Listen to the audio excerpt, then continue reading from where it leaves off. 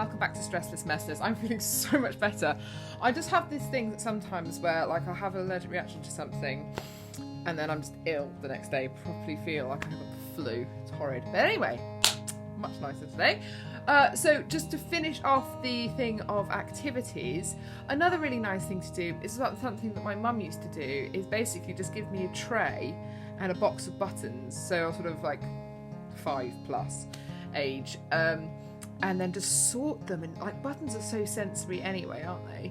But then you can sort them into like colours or size or whatever. That's really nice. And then the other one that I used to really like doing, and this one's obviously when they're like convalescing, so when they're getting a little bit better, is